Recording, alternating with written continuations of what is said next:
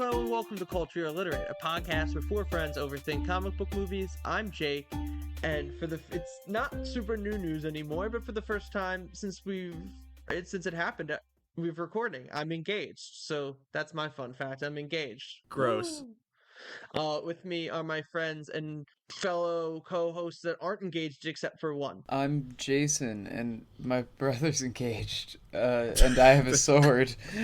Thanks, Sean. Sean got me a sword. Wait, did you manage to get it back home? Yeah, because Casey drove me home. Shout out Casey, too. So, I did get it home. I'm looking at it right now, actually. Damn it, I wanted you to bring it on public transportation No. and watch I didn't really feel like doing that one.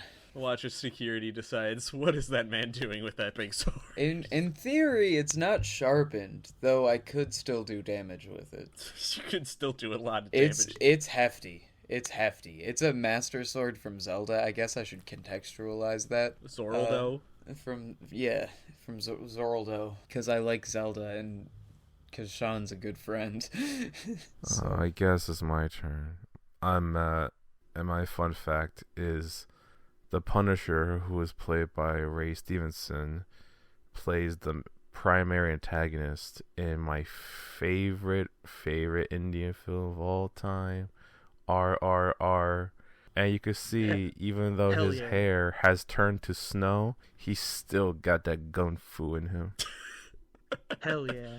I agree 100%. I completely blanked that out of my mind, which makes this, that bumps this movie up a little bit for me. Yeah, I totally forgot about that. So I am Sean. My fun fact has nothing to do with me, but has to do with this movie. One of the actors in this movie, known as TJ Storm, who we may or may not get a little into later when we get into the description of this movie, but he is like he's like the leader of this Irish gang that does hardcore parkour, and apparently he's done like a huge amount of motion capture performances, not just including, but Captain America Civil War, where he plays Iron Man, or just the mocap for Iron Man. Deadpool, he's where Robert Downey Jr. He's Robert Downey Jr. He acts as Robert Downey Jr. He in Deadpool, he does the mocap for Colossus, and in the MonsterVerse movies, he does the mocap for Godzilla, which I think is just fucking hilarious to imagine that this guy who's doing all these weird flips and bullshit is a giant lizard. He's prolific with his body. He is apparently a very good martial artist and dancer. And I have two recs. My first rec is these three lovely boys I record with. I recommend becoming friends with them. I recommend them highly. They're lovely people. And my cute. My second recommendation is a game that I've been playing called Star Ocean: The Second Story R, which is the dumbest name in the world, knowing nothing about it. And I knew nothing about this game before I bought it and played it, or before it was given to me and it was played. But it is very, very fun for people who like JRPGs. It's like surprisingly in-depth and super interesting, and just, it's cute and it's fun. I'll end it there. Yeah, I'll throw out a rec too, because it's been a while since we've gotten together to record. I was excited for tonight. I missed it. I'll keep it to one, despite all the time that's passed. One of my favorite movies of 2023, December. It's on Netflix. It was a, in air quotes, Netflix original. It's a heavy watch. It involves a grown woman having an affair with a 13-year-old. So, just like, be prepared. I didn't realize what it was about when I watched it, which for me is fun, but could be a little upsetting. So definitely check that out though. It's got like three great performances from Julianne Moore, Natalie Portman, and Charles Melton. And I was laying down watching it, and there's some bullshit that said at one point, and I sat straight up in the air and was like, what the fuck? So if that sounds appealing to you, give it a go. That does sound appealing to me. I just want to join in on having a rec, and I was thinking about this movie today. It's like the most random rec I've given, probably. except maybe the Weezer podcast. But I was just thinking about this movie today.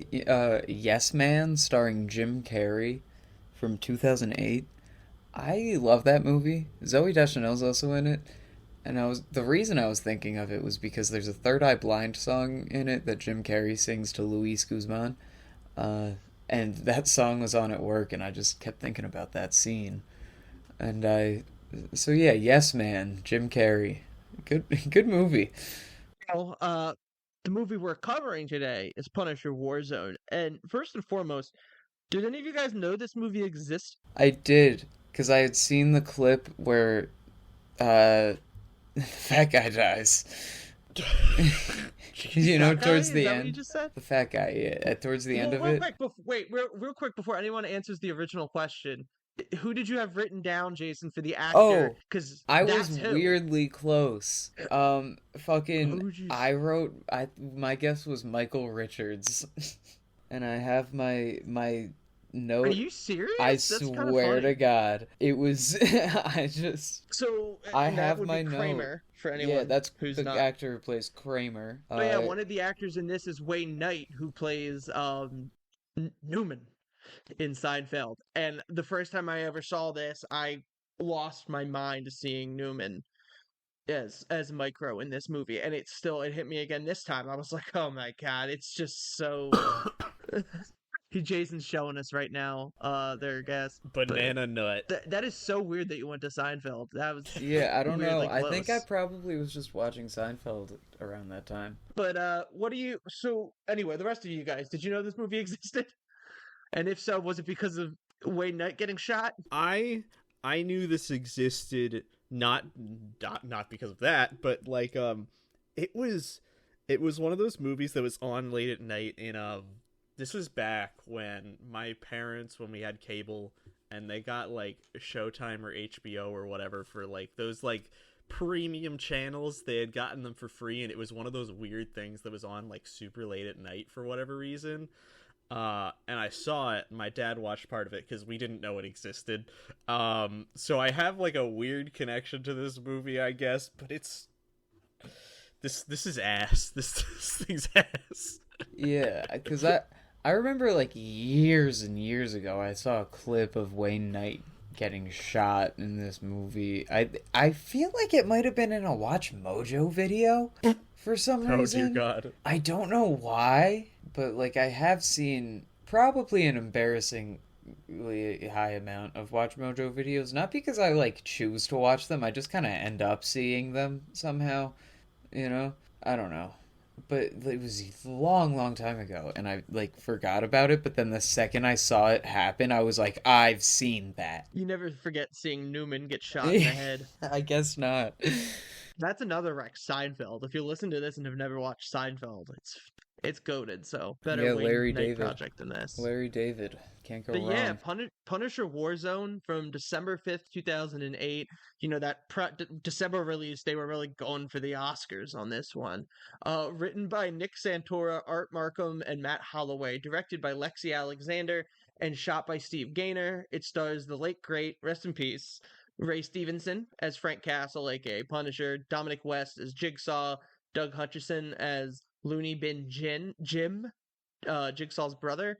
Colin Salmon as Paul Budiansky, who has like a weirdly prolific career in comic book adaptations because he was also in like a couple seasons of Arrow and he played Zod on Krypton. And the aforementioned goated in the sauce Wed Knight as Micro. So the movie Is ass. Well, on the you know bright what? The side, first thing that I want to say about this movie is I forget. Fuck, I had something I lined forgot up. all of it. Shit. It's the positive of this movie. God damn it. I fucking forgot. I had something lined up and it was going to be good. the one positive that I like, as this being like the second theatrically released Punisher movie and the Punisher origin being kind of a by the books family killed revenge story, I do like that the movie doesn't spend a bunch of time on it. When it like the one that picks up, he's just been the Punisher for like 4 or 5 years. I wonder if that's because I think this started out life as like a sequel to the Thomas Jane movie before becoming a reboot. But he's already the Punisher, and they just kind of breeze through like, yeah, his family got killed. So that's nice. Yeah, I agree. It's like, you know, the Punisher isn't like a guy I need to like linger on the backstory of exactly. Yeah, they do a good job of at least jumping into it.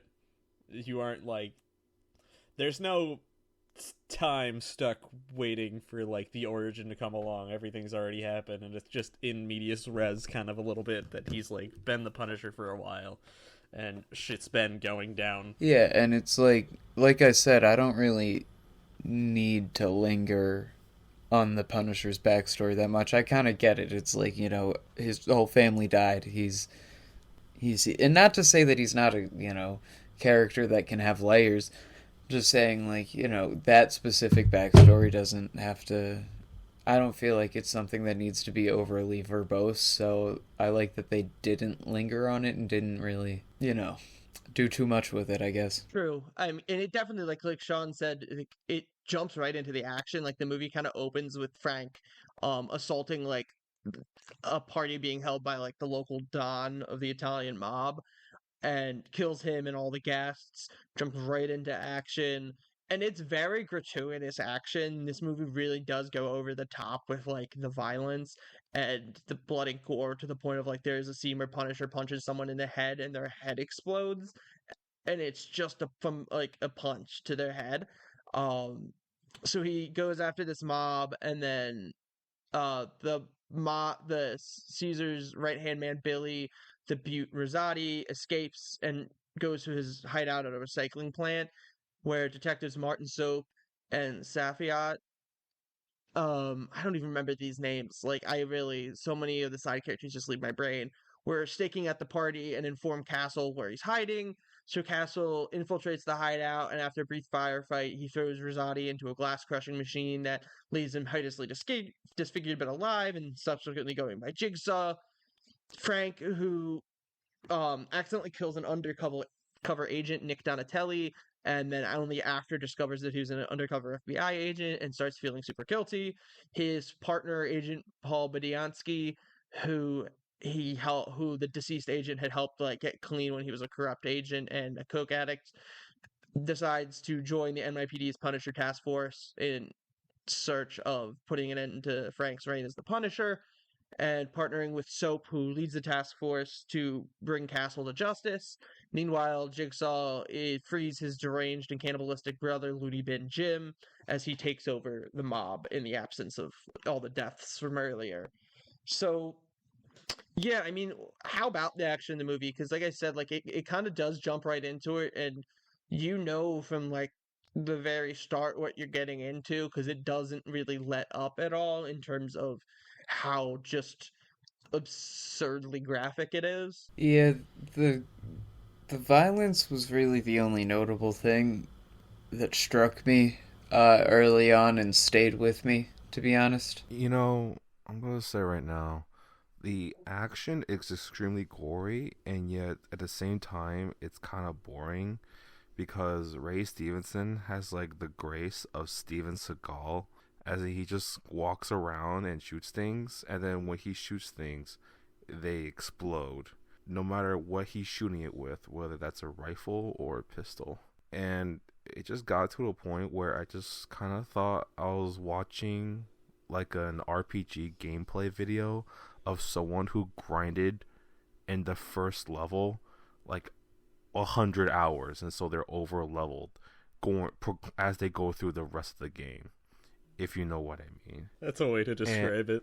It is, because he just kind of walks around and shoots people, and they just they spontaneously combust. And it's honestly some like the goriest stuff I've ever seen, yet I was very bored by it.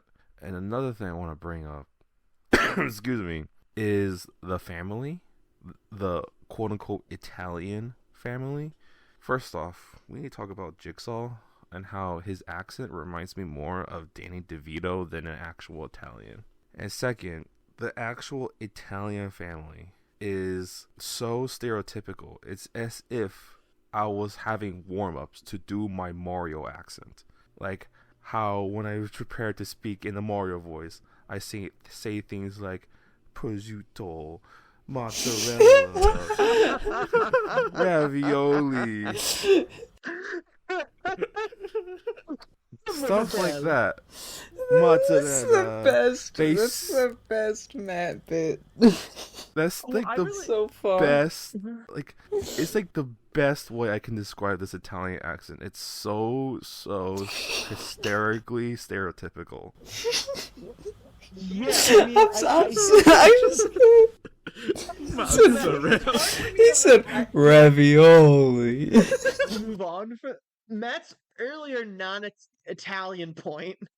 I agree with, in that, like, talking about him being overly leveled up, it kind of creates the situation where, like, first of all, to the movie's credit, I do think all of the action is actually very well shot, and very coherent on screen. That said, Frank often, especially in the beginning of the movie, feels like such an overpowered killing machine that there's no stakes. I kind of prefer the, like, tank-esque Frank Castle that Thomas Jane and John Bernthal give, that are just, like, get the absolute piss beaten out of them, but also just keep on going. And then, like, with that, the level of gore kind of crossed the line into one of the issues I have with this movie is it's, like, inconsistent in its cheesiness. I think it's super fucking campy, except for these random serious moments that are also, like, kind of good and sincere in a weird way. But the way the gore is visualized in this movie feels like it's like a later Saw entry almost into this, like, gore porn, torture porn category, and less and it fails to be successful in going for, like, I don't know if they're trying to showcase like, how horrible this is or what, but it doesn't really. It just leaves me feeling kind of weird. Yeah, that's one of the things I wanted to, like, talk about too when it comes to the action and stuff. So, like, look, it feels like it's trying to do two things and it can't. It's not doing both of them as good as I've seen other things. Like, the action is, to me, it's shot fine. It's the choreography where it becomes questionable to me, because it's like, I don't know, maybe I've been, like, spoiled by John Wick or something, but, like, none of it's that interesting to watch, I guess. Like, the effects of it are fine, and, like, but it doesn't captivate me enough. And then on top of that, it's trying to do, like, something, like, incredibly gory and grindhousey, or maybe that's not the right way to describe it, but you already have movies that are like The Terrifier that already do it so much better and on, like, such a smaller budget, where it's like, okay, well, if you really want a gore fest, you can go somewhere else, I guess. So, like, it really doesn't, like, succeed at either thing that I feel like it's trying to do. And then on top of that, like you said, it has some weird tonal whiplash where, like, this movie, I feel like at times really wants to be absurd and does a lot of absurd shit, but then it also tries to have that and put in some, like, heartfelt serious moments, and they just don't mix well together. It's and so absurd. It like at times makes me be like, so are you trying to be serious, or are you trying to be, like, campy and goofy? Because I can take one or the other, but, like, if you're gonna be sincere, it's still got to be campy a little bit, and there's got to be some heart to it, and it just doesn't feel like the heart's 100% there to me. And the other thing that I think that I will mention before I end is that, like, why does this movie look so oversaturated? It looks like ass. It's so bad, the way that it's it, like, so bad. It looks like it looks like a shitty, like, movie that went straight to DVD and was on, like, HBO, and, like, some divorced dad, sorry dad, I'm not talking about you, but, like, I'm kind of talking about you, like, watches at home when they have nothing to do. Like, you know what I mean? Like, that's what it looks like the whole time I'm watching it. Sorry to interrupt you, but that's just what I felt. I saw that, like, people were describing it, like, the way that it's, like, this saturated color palette, and that they're trying to go for, like, a limited amount of colors that aren't exactly the best looking, was because they were trying to emulate how comics back in the day were only able to print with a certain amount of colors, and therefore things looked a little bit, like, washed out, and, like, things had to pop in certain areas, but, like, that's not an excuse to make it look crazy. like shit. It still looked like dog shit. It's just, you can't say, well, this looked like shit, so the adaptation also has to look like shit. That's not how this works. Yeah, some things, there's a reason art evolves with time and between mediums, almost.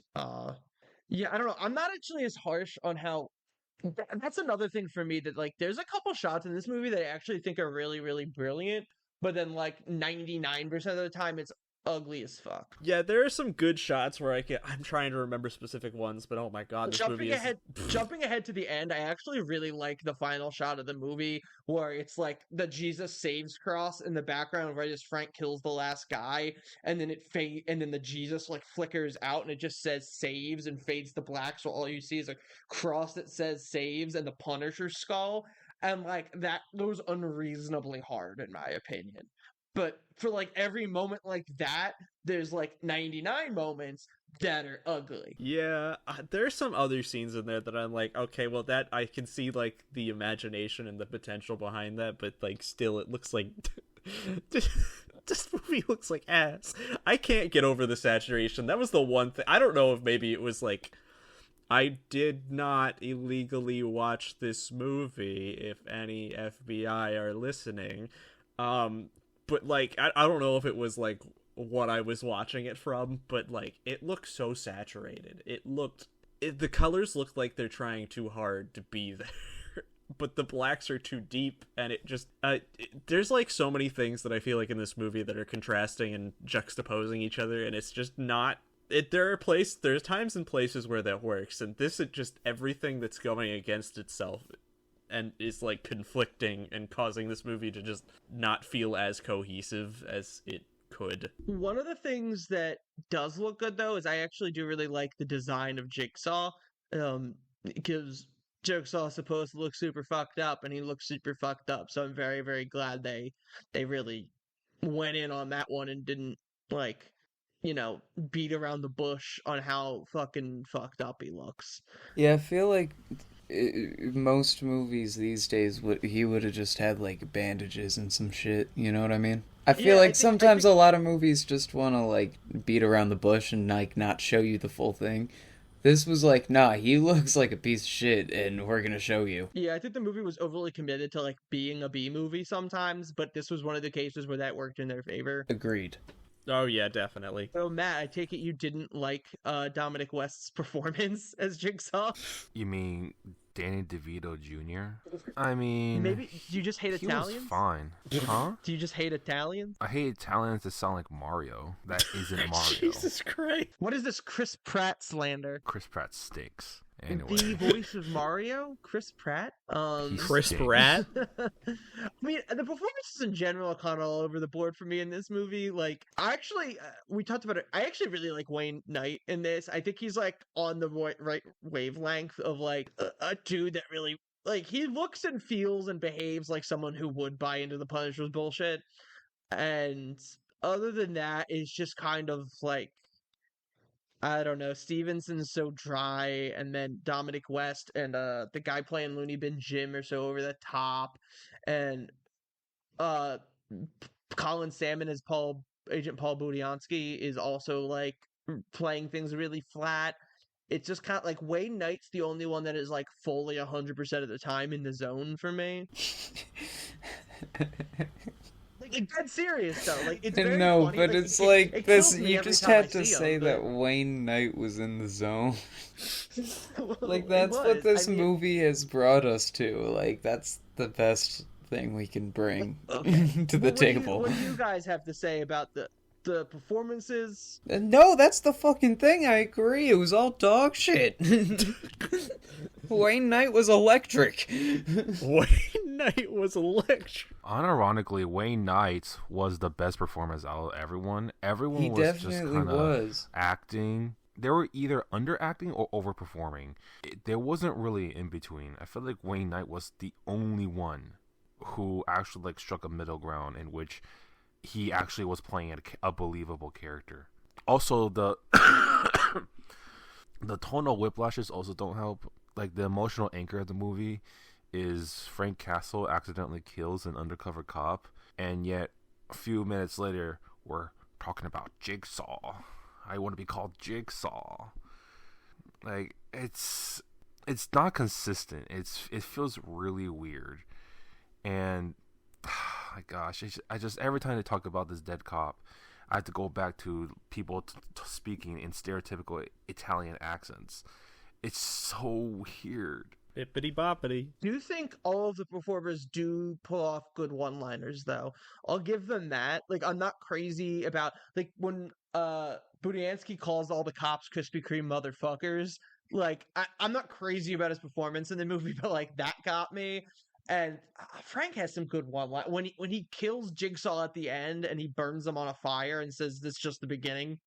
That was good. I feel like he had another one somewhere. But I did like I did think the movie like it tries to kind of capture that old like fuck Steven Seagal. So like I hate that I'm using him as the connection here because there's so many better like action stars of that era like Stallone or Schwarzenegger. But like that era of action movies that's so one-liner based and has this like stoic, cold, large man as the lead. It's trying to capture that, and it doesn't do it generally, but I do like a lot of the one-liners. What is with you and one-liners? I feel like if anyone has like some semblance of a one-liner, you immediately fawn over it. One-liners can make or break a Goofy movie. I mean, come on, Blade was fantastic. Exactly, That's Blade such a- was I incredible. I feel like the all one-liners over- here weren't incredible in any kind of sense. I guess they weren't bad, but I thought they were pretty good. Like I like I don't know, they're better than like Blade Trinity had so many misses in that department, I thought. Even Blade 2 had some great ones, but it wasn't as consistent as Blade 1. I don't know. I mean, I think something like that, especially when you're like an action-oriented comic book movie, that's like a huge just a part of it. And in this case, for me, they were the only time where I felt like I was getting the right energy out of everybody. I liked all the drawers when they all the drawers are Budiansky asks like which ones are for the Punisher. There's like a room full of them, and he's just all of them. Moving on, since apparently you guys hate me and think I'm ugly. So Frank's Nail on the head. all distraught over having I'm surprised accidentally he killed just the noticed. agent, and shut up. He is kind of thinking about ending being the Punisher, and he's going to go make reparations and apologize to Donatelli's wife Angela and her daughter Grace. But Micro basically taught one that doesn't go well. And that actually leads to one of the few scenes that I do like, though it sticks out like a sore thumb, where the movie gets really sincere and Angela asks Frank the question, who punishes you? And there's this moment of him like, and she's going to shoot him and he's encouraging her to do it until Grace, the daughter, walks out. And I thought that was a pretty well performed emotional scene, but I also thought it took out like a sore thumb in the middle of this like absolutely absurd movie. And anyway, so Micro basically talks him out of retiring because he says Jigsaw and Looney Bin Jim are going to go after revenge and kill Donatelli's family. So, which their two henchmen, Ink and Pitsy, do, and hold the family hostage. Punisher tracks down McGinty, a known associate of Jigsaw, executing him after getting the information he needs before Budiansky and Soap apprehend the Punisher. Castle tells them that Jigsaw went after Donatelli's family, and Budiansky sends a police car to check on their residence, intending to turn the Punisher in afterwards, but Soap lets the Punisher out. So he goes in and rescues the family, or at least for the time being. Budiansky then is able to arrest Jigsaw and Looney Bin Jim after a short gunfight, but Jigsaw and his brother bargain with the FBI for their release by giving up Christo Bulat, who's smuggling in a bioweapon destined for terrorists in Queens. The brothers are granted immunity plus $12 million that Bulat was paying to use Jigsaw's port, and are given a file on Micro.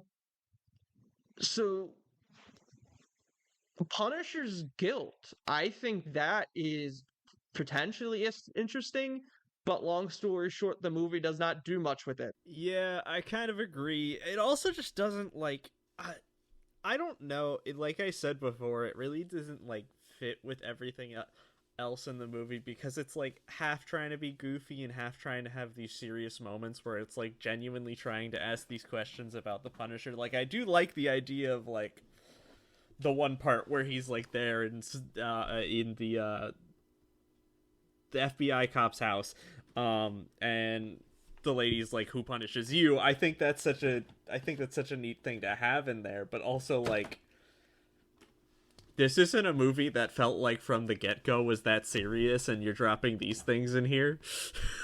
Yeah, it's just kind of a mess. Everything that like all of the I don't know, everything's just kind of halfway done. It's halfway serious, it's halfway goofy, it's halfway, the tones are all switched swapped. It's a mess. I can see what you're saying.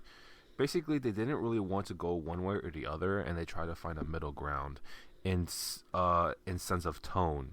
But unfortunately, they did not pull it off, as you can tell from everybody's reaction. Instead, we just get like a hodgepodge Well, yeah, of because tonal that's the whiplash. thing. They don't do a middle ground. They just switch back and forth. I know it's really really off-putting. Like honestly, the amount of whiplashes this movie is more than what a roller coaster can give you. It's so all over the place. It's just they can't introduce these elements, like these super serious elements, right? About how they accidentally killed a cop undercover, and then who punishes the Punisher for his misdeeds, and then watch Jigsaw talk talk in his hysterical accent. I'm sorry, I can't get over it. It's just a stupid ass accent, but him talking in general and listening to his like little henchman group, especially his brother. His brother's not even Italian. He's just a lunatic, and talks like a lunatic. He talks like a Looney Tunes character, and it's just so weird to go back and forth between the two. These two elements are in the same movie, and so you just get the worst of both worlds because they just won't commit to one way or the other. I feel like, and I haven't checked on if what I'm about to say was indeed an inspiration for any of the screenwriters or the director or anything, because frankly, I just didn't care enough to for this movie. Though I do know Lexi Alexander, she said that she didn't actually have final cut on the edit of this movie, and that basically Lionsgate was like really, really brutal in the notes that it demanded, the changes it demanded. So I'm of course a little bit curious about like if some of these inconsistencies would have been worked out had the director actually gotten to edit her own movie. But anyway, I feel like a large inspiration for this is the aforementioned like movies of the 80s, your Rambos and your Predators and your RoboCops and things of that nature, because I could see at points where it's going for those movies, while they are known for like the kind of like cool iconography on the surface, and like don't get me wrong, like Schwarzenegger's character in Predators does a lot of cool badass shit, but like that movie was also like a criticism of the Vietnam War and was largely commentary on like the overblown machismo of that, like those kind of personas. And like obviously like at the end of that movie Schwarzenegger has to kind of stop being the big brute in your face muscle bound guy, and he has to win by like stealth and smarts. And it's a movie that starts off with like the big gun action sequence before kind of subverting that into this almost slasher flick. And a lot of those movies do that. RoboCop is a fun action movie, and it's critiquing pol- over policing in the United States and worldwide and capitalism. And a lot, Rambo is obviously a very blatant critique of the US military and international policies. And I think this movie, like, at points you can see where it wants to be using the Punisher as one of those types of figures to critique gun violence in America and a lot about America. Like there's but it becomes one so scattershot with like I think it's a funny line where they talk about like when Jigsaw's face is revealed and like somebody pukes, and then there's a line about how he doesn't have insurance, and that's why he had to go to some like underground doctor. And like that's kind of funny, and there's a lot of things in there like that, as well with like Jigsaw's recruitment speech to the people when he's like, oh, we're going to recruit like the US military, we're going to go to a poor neighborhood and recruit desperate people to try to kill the Punisher for us. And he gives this like recruitment speech in front of the American flag. Like it's really really funny, but it's so kind of all over and unfocused on what it's specifically doing, and it's not like clear enough that it's going for like a sense of satire and irony, that sometimes it just feels like the movie thinks the Punisher is a good thing, which he isn't. And like the Punisher is a character that you can feel for and you can like and enjoy and you can understand, but like the Punisher is not something that should exist and is a symptom of all the aforementioned issues. And I just don't think the movie like zooms in on anything enough to kind of have that big picture criticism the way the movies is I think it's trying to take inspiration from do. I know I just said a lot, but like I'm like trying to process things because there's fleeting moments where I'm like, ah, that's good satire, but it's just buried under a mountain of like garbage. Yeah, I think it's impressive that you were able to even get that much out of this. It just has nothing to say, and so it tastes like nothing. Yeah. And we will probably forget this movie within a week.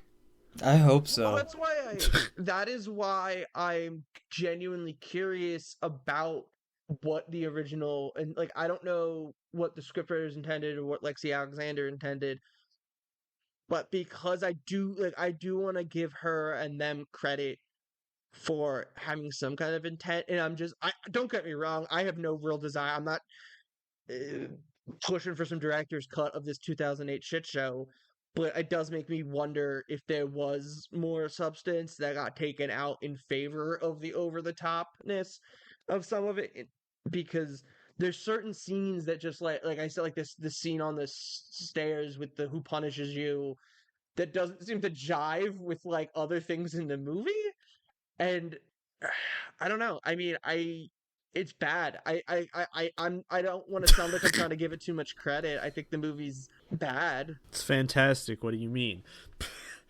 I mean, like, yeah, that's one of those things where it does feel like it's trying to have. It feels like in some way there might have been some substance hidden underneath a lot of these things, but I can't tell if it's trying to be like you said. I can't tell if it's trying to be like if it's satirizing things or like trying to. Obviously, there are some things it is satirizing, but like then it puts like the Punisher in a more positive light, and it's like, okay, that just feels weird. I like I said, and I think this applies for most things in the movie. It just has so many things that conflict with it in itself. There's just too much conflict, like between the themes, the ideas, the visuals. None of it like adds up to anything cohesive, and it just makes this thing a shit show. Yeah, I don't need it to agree with me in the like political sense of my opinion, and to me the obvious opinion is that like the Punisher is bad, right? And that sounds like an obvious thing to say, but like if this movie wanted to go for the Punisher as a necessary evil type of thing, or necessary as long as the current system that we live in exists type of thing, I wouldn't necessarily agree with that, but I could understand like there's things you can put in a movie that make me feel that way. And outside of that last shot where the Punisher saves Soap, that's like the only moment where I feel like the movie gives any kind of credence to like his existence and why he's necessary. And that being the final shot makes me feel like the movie does ultimately take that side that the Punisher is good. That as well as like the Angela's like allusion to like me and my husband used to argue about you. He said you were one of the good guys. So she seems to think that now, but I don't think it does enough to make me understand its point of view, especially when a lot of the other stuff in the movie goes against it. It's just another way it's all over, like Sean said. I agree. Well, okay. Just me. This is one that I know, like I mean, I know I'm talking a lot, but it's just because I'm trying to fill a void because I feel like we're all in a situation of I don't know how much I have to like what I can say about this one. Because this movie is ass. Yeah, it's not good, and it wasn't long, but it dragged. Honestly, this is one of the shortest movies we've seen in a while. It's not even 2 hours. It's like You an know hour what 40. else it is? One of the fucking worst ones we've seen in a while. I know, because it just kind of... I'm just going to continue repeating what everyone else has been saying about how this movie doesn't say anything despite being over an hour and 40 minutes long. And how, despite it introducing elements that could be very interesting later on, it just doesn't do anything with these elements, these interesting elements. And so we're just kind of stuck, right? Watching this movie that Jake is making us watch and just thinking to ourselves, what am I doing with my life? Okay, I'd like to reiterate, you are all here by choice. Yeah, we did There's all no agree. guns to We your all head. chose. That's what he wants us to believe. We no. Anyway, back to the movie. So it's just a movie that doesn't say anything. It's a movie that decides to go to one way or the other, but it doesn't really stick to any of those two sides. It doesn't really take a side. It's like, what's the saying again? Every life on this earth would remain unchanged if this movie didn't exist. Oh, it kind of reminds me how in the end of Ratatouille, right? How the movie is basically about how the opinions of the critic have less meaning than the art they are criticizing, is basically one of the main messages at the end of the movie. I may have found the exception with this movie because it says absolutely nothing, despite That's what I'm like. No one was emotionally impacted by this movie. Exactly, like it has nothing to say for an hour and 40 minutes. And the worst part is that it tries to present itself as if it has something to say. It has something interesting to say. But it doesn't. Instead, it tries to play it safe, despite being a movie in which you see people's heads explode. And that just leads to just it being disappointing. Because it could have been more interesting. It could have been so much more, and yet they didn't. And by choosing the safer route, they actually made no choice. They actually just made a movie that speaks to no one. And so, because it speaks to no one, it has zero appeal. And guess what? It's forgotten. In which everyone did and should. In fact, don't even listen to this podcast. If I could, I would brainwash every single listener so that they will forget about this specific episode, so that they don't have to remember. No, listen to the extended cut on our Patreon. No. Yeah, listen to us. Listen to movie, this so you don't make the mistake. This movie of doesn't Punisher deserve Warzone. any Remember this kind. podcast so you never watch Punisher Warzone. No. Matt, if you tell we are reminding people them right to now, not you're going to listen be to our titling this podcast, episode. I'm gonna fucking stab you. What? For legal reasons, I'm joking. Okay. Can I get through the plot so that For we legal can move reasons, on? of course. No. 'Cause, like, I guess so. I didn't Goddamn. even realize that you didn't finish it. yeah. So, the brothers take Micro hostage and kill his mom. They also take the Donatellis hostage again and critically injure Micro's associate Carlos, who is a reformed gangbanger that Frank has been like reluctant to trust, but had left to protect them. That's another thing the movie really leaves hanging, because I think the concept of like Frank being way too needing to learn that people can change and reform is really, really important. And it feels like for like a brief moment the movie wants that to be the message, that it wants to almost be anti-death penalty, as Frank an obvious symbol for the death penalty. And the idea of somebody like Carlos, who you don't get told specifically but has done bad things, but ends up sacrificing himself for this family. But Carlos is barely in the movie. They introduce him in like the third act, and then he dies in the second scene, and then Frank forgives him. And then Frank has another, Matt can laugh at me, another line that I like when Carlos tells Frank, "I'll see you in hell," before Frank puts him out of his misery. This was a good one. And Frank says, "If I see you anywhere near hell, I'll kick your ass out." And that's a good line. But it kind of rings empty when Carlos is in two scenes. Like, that would have been really, really impactful if he was a supporting character throughout the film. Yeah, agreed. Yeah. It's just another example of how they do nothing in this movie. Yep, they speak to nobody, and nobody deserves to actually remember this movie. And even despite I don't think Ray Stevenson objections, is that his name? Ray Stevenson. Ray Stevenson, yeah. I don't think he remembers this movie, and he fucking starred in it. Well, he probably dead, doesn't. so he doesn't remember too much. Well, rest in peace, Ray Stevenson. I bet he didn't fucking remember it. I don't know. I think on paper he's good casting too, because in those couple of decent moments, I feel like Oh, he's good, but for the most part, there's and just like nothing visually, there. he So yeah, looks the part. Like I agree that but like there's only so much you can do. You know what I mean? Yeah, there's a part of and me that again, likes him as the Punisher, but like, like he looks the part. He I don't know if I would say he acts the part. I still like Thomas Jane more, but I feel like he's a good addition to it in the end. I like him on paper. Like sports analogy for our listeners that like sports. I liked Carson Wentz on paper as the Eagles quarterback of the future. Doesn't mean it worked, but I Yeah. mean, I guess we got a Super Bowl out of that era, but still. Yeah, and again, the movie kind of undoes. It has this moment where like Frank realizes people can change, and then the movie ends with him killing a mugger who was that mugger threatening to kill his friend. Sure. So but also how are we squaring away his life lesson of people can improve and then immediately jumping to shooting a guy in the head at the first sight of violence? Yeah.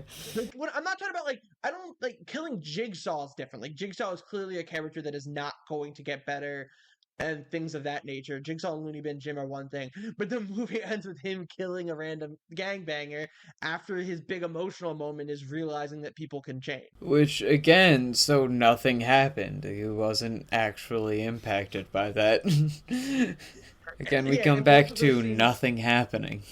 both of those scenes are good scenes, actually, in my opinion, and are well shot scenes, but they can't work together. Agreed. So it kind Individually, of they're ruins both. good. Together, they contradict each other.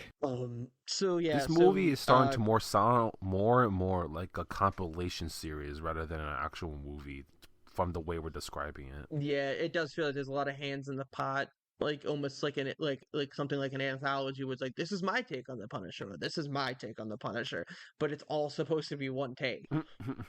Yep. So Carlos is dying, so he's like, don't let me die like this. So Frank shoots him. Jigsaw sets himself up in this hotel and puts together a small army of gangsters that he recruits from like desperate areas of the city. Castle gets the help of Budiansky, who informs Chrissy's father, Tiberio Bullet. I don't even know if I'm saying, like, I don't remember these people. Was this many people in the movie? I just watched it about Jigsaw's location. Okay. Frank comes in, fights a bunch of people, gets bitten by Looney Bin Jim, who's a cannibal, and then realizing he's not going to survive though, Jim flees. Frank chases them down and confronts him and Jigsaw, who are holding Micro and Grace at gunpoint. Jigsaw gives Castle a choice. Frank has to either shoot Micro or Grace, and Jigsaw let the other one go. Micro bravely offers to sacrifice his life to save the girl, but Frank chooses to shoot Looney Bin Jim instead, and as a result, Jigsaw kills Micro. Enraged, Castle attacks Jigsaw, eventually impaling him with a metal rod, throwing him into a fire, and telling him this is just the beginning. Outside, Angela forgives Castle, who bids farewell to Budiansky and the Donatelli family. As Castle and Soap leave together, Soap tries to convince Castle to give up his vigilante status after having killed every criminal in town, but changes his mind when he's held up by a murderous mugger who quickly becomes another victim of the Punisher. So one thing about the ending, Micro dying was fucking stupid. Oh yeah, that was dumb. It had no impact whatsoever because we barely saw Micro that much to begin with. And if you're gonna do the whole Frank tries to outsmart the villain and not make a choice thing, and then the same exact things happen as if he had shot Micro himself, It was like I don't okay, like that's sort of it's such a like you're like, oh, it's gonna be a cool moment where he manages to say no, nope. no difference. Poor Newman. I don't know what to do with that. Yeah, it just didn't. You come out of it just feeling let down. There's no other way to describe it. I was like, you either want both people to make it out because you're rooting for whoever the protagonist is, or you want, I don't know, maybe you want the situation where nobody comes out of this. I want the situation where I didn't watch this fucking movie. But I don't want the situation where you half-ass it and one person dies anyways, because then it's like, okay, well, this is what everyone expected from this, I guess. It's another time that the movie couldn't decide, because it's like, okay, if you have him try to save both and they both die, then the movie's making a statement that Frank's black and white morals are a bad thing. If you have him try to make make a move to get out of it and everyone lives, then the movie is saying like that there's some, that's showing good in Frank and good in Frank's worldview and his uncompromising nature. When you have him not compromise and only one of them die, I don't know what you're saying. It's the exact same result happened either way. So it's just another case of the movie not wanting to like take a real stance on the Punisher. And I don't know, like, feel free to, like, I'm interested in what your guys' takes on, like, the ethics and morals of, like, a Punisher figure is and, like, how sympathetic you feel towards him versus, like, some people who just view him as a straight-up villain and a terrorist, but I just need the movie to make a decision. Yeah, more than anything else, it needed to have, like, you've got to have a solid stance, man. You can't flip-flop between bullshit and think that, like, neither coming out on top is, like, the choice you want to end with. Because, like, look, it just doesn't... You can have that nuance, but you have to be really good at writing a story and cinematography and directing and everything else under the sun if you want that kind of nuance to be like, well, some people think he's good, but also he can be pretty bad. You if you really want to toe that line, you gotta have that nuance to it, and you gotta have like solid evidence that like that's what you're going for here. But this one, it just, like we've mentioned before, it flip-flops. It can't stick to one thing. It just wants to have... It's like a weird situation where it wants to have its cake and eat it too, and it can't... You can't do both. You can't. You just can't. You could if you were good at writing or anything, but you aren't. So work with what you've got. Damn. I think a way to make the movie better would be if you didn't even have Frank be the main character. Like, if you want to show the two different diverging opinions on someone like the Punisher, why not have the movie through Micro's eyes, someone who is very pro-Punisher, and then also have the movie through Budiansky's eyes, who's like sort of a main character, but it's just kind of like he just kind of comes and goes at points, and I feel like you don't have a huge... He's just kind of a FBI agent for the most part until you hear, like, the only detail you get is the story about how his dead partner helped him get clean. I feel like there's a really interesting Punisher movie to be made where you have two different people you're seeing the movie from their vantage points, and why a figure like that, who's not viewed as the human he is and the damaged human he is, creates these two different opinions, and why two different people with two different life experiences are going to view something that way. But this movie's not that. This movie is just... Ass. The movie doesn't have two opinions, it has none. It has ass. This movie's substance is ass.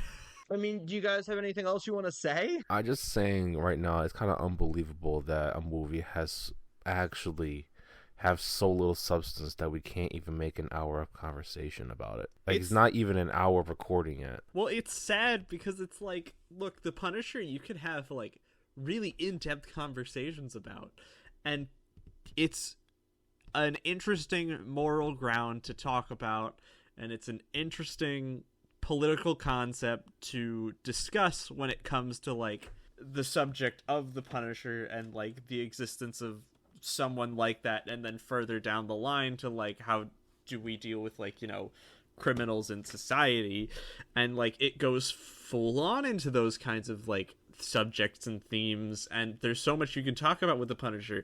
But this movie, it just doesn't do any of that right, and it doesn't delve into those themes properly, and it tries to be a goof fest, and if it wants to be a popcorn goof fest, it can be, and it could be great as a popcorn goof fest, but it feels like at times it tries to have the message in there too, and it just, like I said, it can't do both. It can't. I feel like I'm beating a dead horse at this point. That's why it's a problem. Everything to me leads back to it can't do both of these things that it's trying to do, and it could if it had better like nuanced portions of it, but like it just... Right, if they knew how to mix it instead of just handing you like the ingredients of a cake. You know what I mean? Yeah. This movie is like officially like beating a dead horse while it's down, because we just been repeating the same criticisms over and over and over. There's not much else to say. That's because it's the only interesting topic to talk about this movie. Like, there's nothing about the movie itself that's interesting enough to hold a conversation. What a fall off from the Dark Knight last episode. We went That's from the thing, though, right? Is that Batman's a very interesting character because of his moral code, and Punisher is the exact opposite. But that also makes him as equally as a compelling character, and yet this movie did nothing with that, and that's extremely disappointing. Yeah. So, I mean, for myself, like, I mean, it's obvious I don't recommend this one. I do not recommend Punisher Warzone. It's it's a weird one for me because this may well be the worst, my least favorite movie that we've covered so far. And on the surface, like, there's certain like technical things that it does that I think make it better in a sense than some of the other movies. Like, I think there's a lot more there's choices that are made visually, and there's clearly attempt at theme in a way that movies like Steel or Catwoman don't have. But I'd still rather watch. Like, I almost can't even fully explain my hatred of Punisher Warzone. It's just one of the. But watching it, I just feel uncomfortable and grimy in a way that, like, there's other movies I've watched that'll make me feel uncomfortable and grimy, but I feel like it's achieving that on purpose, and it's because it's making me feel emotions that are tough to feel. This movie, I just think sucks. Like, I can't even like fully rationally explain it away. It's 'Cause there's- miserable. I feel like I said a lot of like weirdly positive things about it, about like individual scenes or lines or performances that I like, but it just sucks. Like, I can't explain it fully. You just have to experience it. And I know it has like sort of a cult following, and I actually am very interested in like I looked at Lexi Alexander's IMDb. It seems like she pretty much does TV work. I would love to see her do more films because I think she's very talented. Like, but this was not a good movie. Um, the high point is just Wayne Knight. He's like the only. He's not in it enough, but Wayne Knight as Micro is like the only person that's like consistently threading the needle of like being a believable human character and also still being on the like heightened wavelength. Because the movie is going for this like level of camp and sincerity that for me is actually the worst thing. And I know saying the movie's sincerity is like the worst part of it sounds absurd in isolation. And if you're a longtime listener of the pod, it sounds like I'm hypocritical in that like I know I've praised like the sincerity of the Raimi trilogy, and then as someone who's like a huge defender of the Schumacher Batman movies, that's why I like them, because I think they're really sincere about what they are. But I think if you're sincere and confused, that kind of kills it somewhat. But if you, this movie wants to like, I don't. The sincerity isn't. It's just confusing, and like again, it's like the scene on the porch is what I'll go back to. The who punishes you, and Frank having these feelings of guilt about did I cross a line, killing this agent, and obviously there's a lot of potential commentary there on like who's like why does this of him having to face the reality of like why are you judge, jury, and executioner? Like he's feeling guilty about this death, but not all the other ones he's caused. But but then it doesn't go anywhere, and I think it just. You know what I mean? Like sometimes you bump into a person and they're unabashedly themselves, but that sucks. That's this movie. Yeah, it's the themes aren't themes; they're just like brief moments. This movie's itself, but it sucks. So yeah, that's my that's all I got. That's all she wrote from me. Oof. Oh, the other thing I don't like is the ending too, where the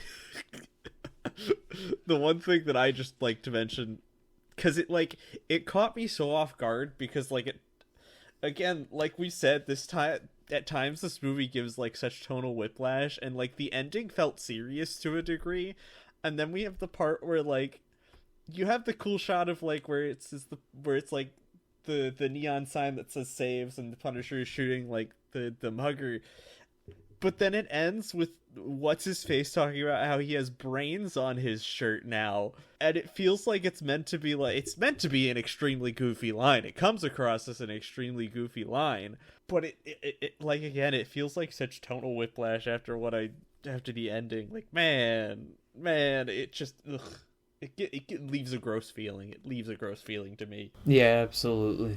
I agree. There's literally nothing else I can add. The movie has bad needle drops. We didn't talk about that. There's a needle drop. Oh my god, there's a lot of So weird songs. atrocious. There's Music was and there's Senses Fail in it, and Slipknot.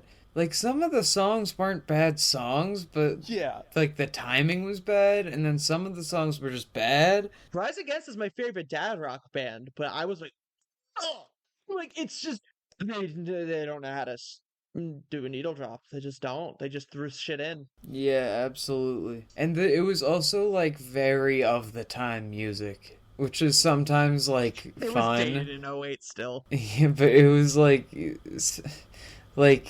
sometimes that's fun because it's like, oh, it's like a peek at the time it was made, but it was like not in a good way, just in a way that it was like, oh, I'm watching people do parkour with Rise Against playing. I feel like I'm watching YouTube in 2009. Honestly, the music they chose for a Punisher movie gives the vibe of the people that think the Punisher is like a pro cop thing. Yes. Like, you know what I mean? Like if you would watch this, if you would like score a Punisher movie this way, you would also have the Punisher logo with the Blue Lives Matter thin blue line thing on your pickup. Like that's the vibe it gives, whether it's meant to or not. Yeah, I agree. Right now, Does that mean that this version of the Punisher listens to hillbilly rap? I mean, this version of the Punisher does seem to like cops, and the Punisher hates them. So, Does he rap about how Does he rap about his Second Amendment rights, and then how he wishes people will rob his home so he can keep them? you're giving me horrible imagery. All right, I mean, do you guys have final thoughts? I want to put this behind me. Yeah, I guess This movie's I ass. guess Wayne Knight was electric, and but everything else was shit. I don't recommend it. Move on. There's nothing redeeming about this movie. It sucks. Don't watch it. I'm with Matt here. This movie sucks ass. Like it was so dreadful. I can't think of anything positive. This movie just sucks ass. It's Okay. truly one of the worst movies I've seen. Like so bad. And I don't there are a lot of shit movies that I'll still like enjoy because it's fun. But like I like having fun, and I didn't have fun. I didn't enjoy it. I was so miserable. I've never seen such competently shot action still be boring. Yeah. That's why I compared it to a Steven Seagal film. It's so confident in its content, but its content is shit. Just like Steven Seagal as a movie actor. And as a person. Bang. And as a person. All right, I mean, no transition, no segue, just thanks to ALOFET, ALOFETT for the artwork. Thanks to Jason for the music. Yeah, the Upsides PA on Instagram, the _ Upsides PA on Twitter. I'm making music. It'll be out. I'll get there. Yeah, this is probably another one of those ones that makes you be like, oh, I could do shit. They could put this out. Dude, We said that in the anyone previous can do episode now, anything, and- apparently. Okay. All you need is Oh, money. I Are we stopping actually, recording? with my whole heart, agree. Wait, did we stop recording? No, Oh. you're an idiot. I guess No, Matt's. I didn't stop. Okay, good. Okay, good. No, we. Can't only I'm stop just playing sad stuff. because I wish it was over. Well, in a minute. Well, okay. Here's it. So please follow Culturally Illiterate on Spotify and Apple, and subscribe on YouTube, and follow us at illiterate_pod on socials. Haven't posted yet, but I finally set up a TikTok account to post clips because that's how podcasts grow. Pew pew pew, finger guns. Reach us at culturalilliteratepod@gmail.com. You can give us questions, comments, leave a review somewhere, you know. And finally, Matt, brace yourself and do your best to keep your misery to yourself for now, because next week we cover the ultimate cut of 2009's Watchmen.